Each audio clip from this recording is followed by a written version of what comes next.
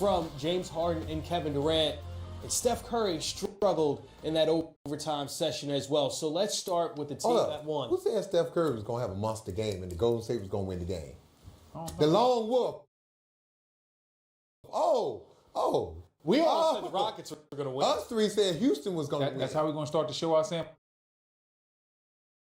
You are my guy. How can you go against your guy like this, man? I thought we were family. We are family. You no longer invited to the cookout. What we got?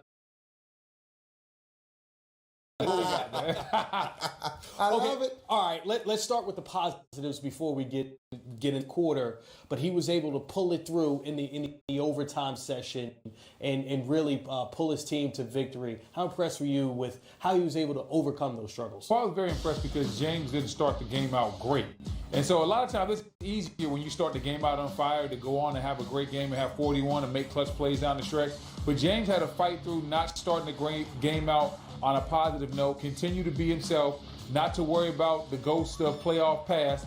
And then you saw him down the stretch step up, make big time plays. And James Harden was huge tonight for this team, hit countless clutch buckets down the stretch. And on the flip side, Steph Curry, what was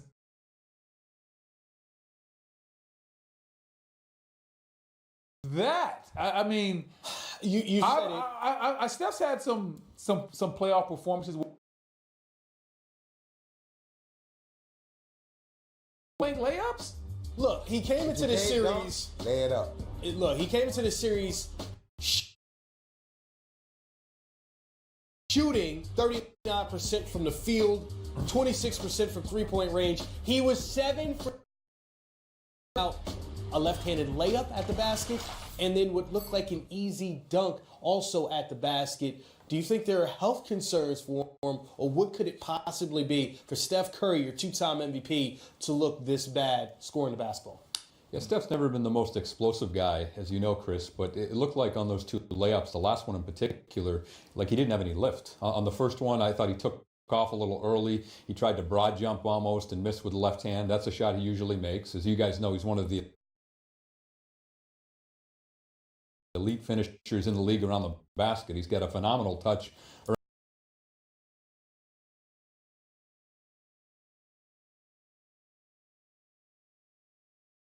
Deciding whether he was going to dunk it or lay it in, and unfortunately for Steph, he didn't do either one. You know what I think is bothering Steph, especially in that fourth quarter? When you look at Houston offense, they're trying to force Steph Curry to switch on to James Harden. And then when he doesn't switch, they go throwing the ball to Eric Gordon. Whoever Steph is guarding in the fourth quarter, the last 5 minutes of the game, if they have a live dribble, they are going at him because his inability to keep people in front of him, and then he's committing bad fouls in those situations. I think what the Houston Rockets are doing to Steph, to take away his offense, they're making him think about his defense.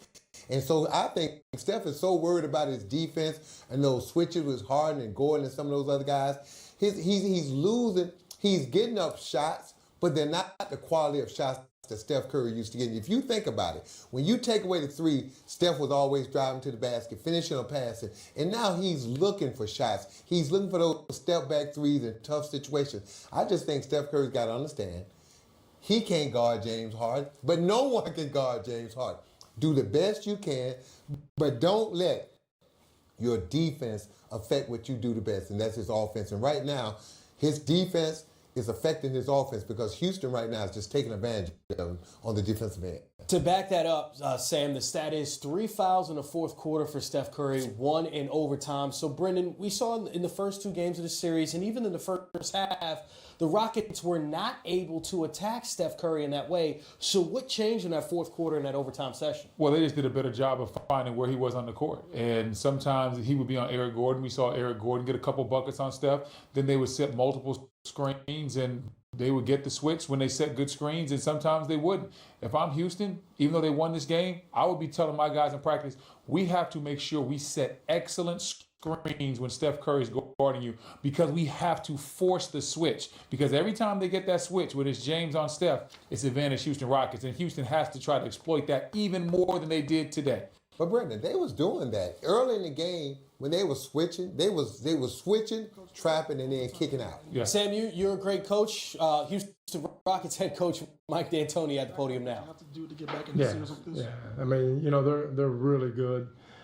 you know, KD did some things that, you know, the individual was just off the charts. But, you know, serve really PJ, he got every offense, right? He got every rebound. He was scrapping everything. He didn't let us lose. And then you have James, Chris, Eric, guys that making big plays here and there and got us enough to get over the hump. Coach, do you think that playing at home is what got you all started? The first two games in the first quarter, you started out slow, but tonight you all came out with a lot of energy. Well, we did, but we know we're down. Yeah. We were down halfway through that quarter. Now we righted the ship a little bit right at the end, but you know, they came out and they hit everything. They were shooting like 70% and not easy shots. We made some mistakes, but then we just got better at it. And then they went cold for a while. But you know, the game just has a lot of twists and turns and ups and downs, and you got to withstand their barrages and withstand doing everything right, and they still score. But if you know, just hang in and keep plugging. I thought tonight we just showed a lot of character, a lot of fight, and just didn't give up. Mike, just what James did again, not being able to see real well and to come up with those big shots there in the overtime. Just can you say? Yeah, I mean, you know, he just that's James. You know, that's what he does. He did it. He was terrific tonight. You know, we just had a lot of guys, and our bench was good. Iman Shumpert came in and did a heck of a job. Austin Rivers, they all took turns. The first stint that he was in there was really good. Clint came out with a lot of energy and just kind of grabbed some balls and dunked, and you know, so there was just everybody kind of gave something and won the game. Mike, one of the things you said, first things you said was that Tuck kept us in the game. Well, he actually kept us from losing. He kept us from losing. Yeah. What exactly did he do, or in what moments stand out in particular to you? Just every hustle play, every loose ball, every offensive rebound he got. You know, he got one shot, I think, blocked 6 times and got it and put it in and won. And that's all sure wanting. That's who Tuck is. He's a winner, and he wouldn't let us lose. And obviously, James, Chris, and Eric and those guys won it for us, but Tuck would not let us lose. That makes any sense. Mike, what happened at the end to Austin, and is he okay? He's okay. It was good. I mean, he just got screened. He didn't see it and just got clobbered. Yeah. Mike, you're talking about Tuck. KD's taken over early in the fourth quarter. He's got 10 points the first 4 possessions. You bring Tuck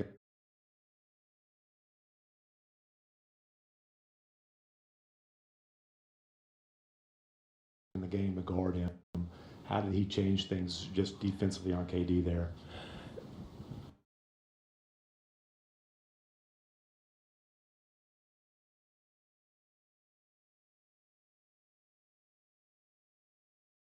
KD's going to score, but he did get away from. I was trying to steal a couple minutes for Tuck because I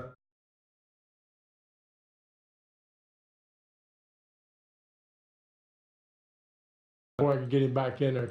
KD just wham, wham, wham. I think 3 in a row, maybe a 3 and a couple 2s, but you know, nobody wins that in the sense of if. Because Tuck's playing great defense because both of them are just unbelievable what they can do. Hey, Mike, slightly to your left, Phil Barber, Santa Rosa Press Democrat. What did you guys do to keep Klay Thompson from getting into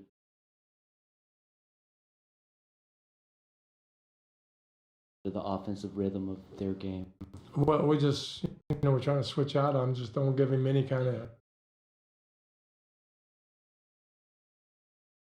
Got loose a few times, but I thought overall, especially in the probably first 30 minutes, and then we made a few mistakes, and they made some great shots. So a little bit of both, but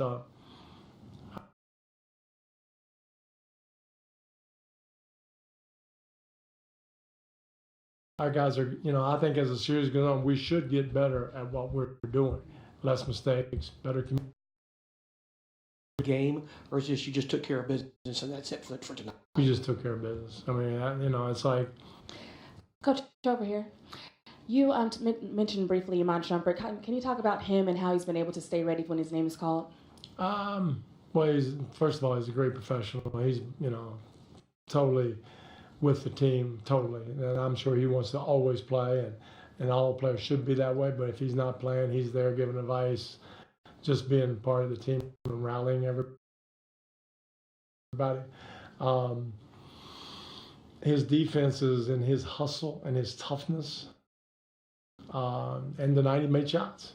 And, the first, what was the second game maybe, where he missed 4 shots. But his defense was still good. And then we even said in there before the game, if he hits some shots.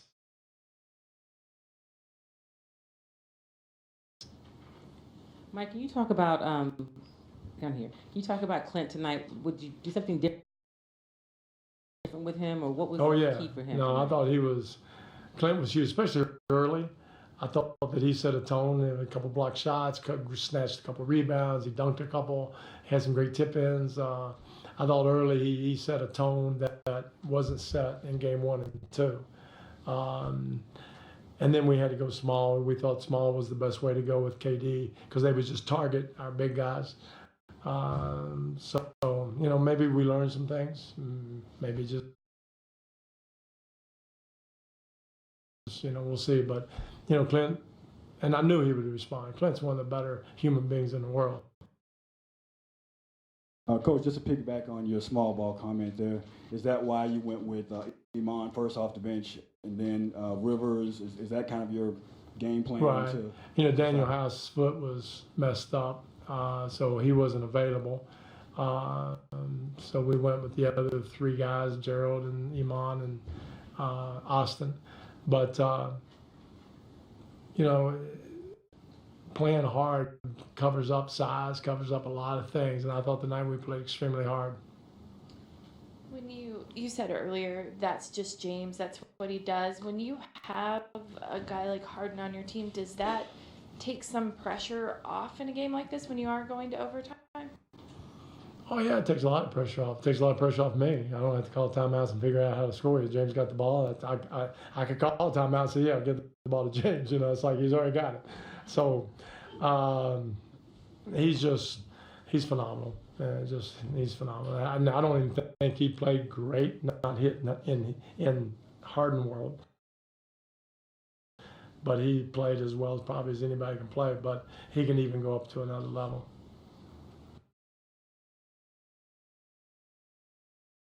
There were key words that Mike D'Antoni used there, and I think when he described Iman Shumpert, those words desire, will, and those are ways that he described his team. And I think the step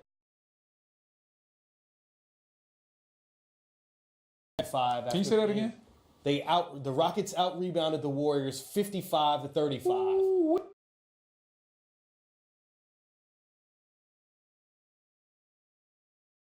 Of will and desire. What did the Rockets show you tonight? Well, they showed me a lot, especially after losing the rebounding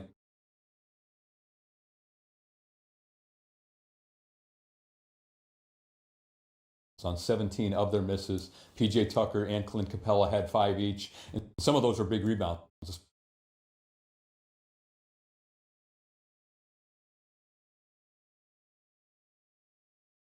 I was really impressed by Houston and what they were able to do on the boards, and I think that was a big reason they got the win tonight.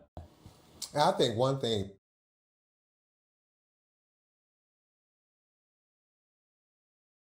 NBA teams have plays, especially late in the game. If you have 3-point shooters, you tell your 3. He's playing at a really, really high level. I thought he was fantastic tonight. They had, I think, 17 offensive rebounds. Tucker himself down the stretch, I think, had about 4 or 5 of them. How big a factor was what they did on the That ground? was huge, and that was the biggest indicator of the difference in the physicality and the competitiveness. They played like a team down 2-0.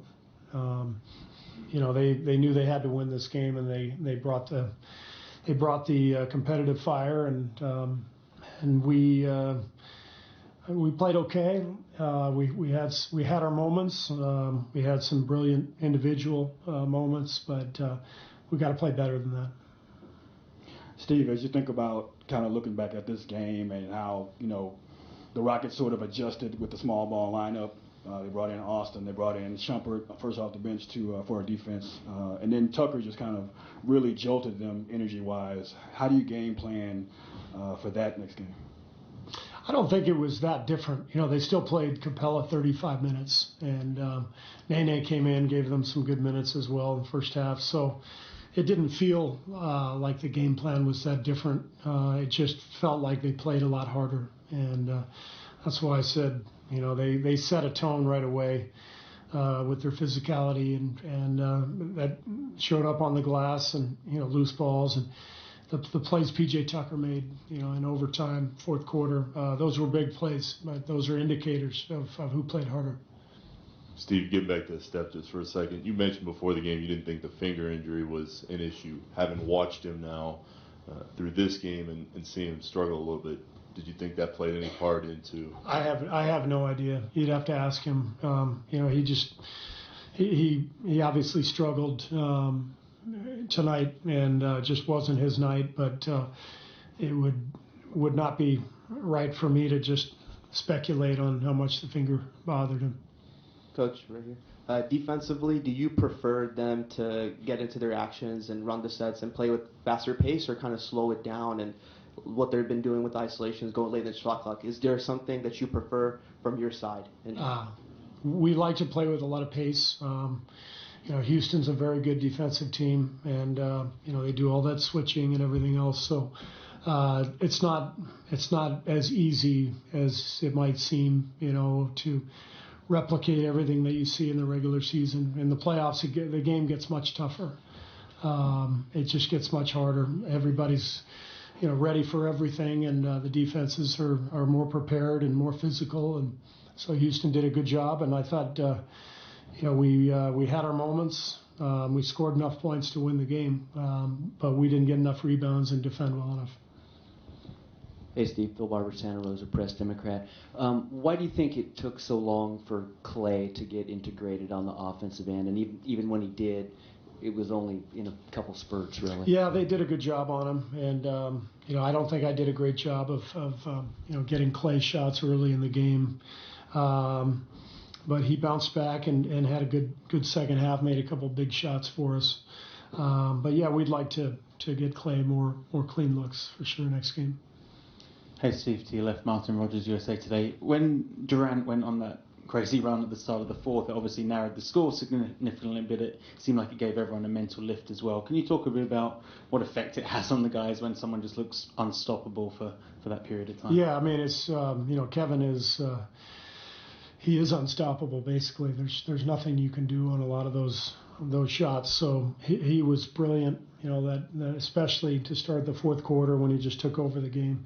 And when you have a guy like that on your team, it gives everybody confidence, and that's when we finally, you know, kind of got some traction in the game and got our momentum. So he did his job, and we just couldn't quite finish the game. How important is it, Coach Gray, how important is it to slow Eric Gordon down, knowing he wants to attack early in the clock, off makes, off misses, off anything? Yeah, Gordon does a good job of attacking. You know, as soon as the possession changes hands, he's attacking. He's running the wing, catching the ball, and attacking the rim. So you got to be loaded up.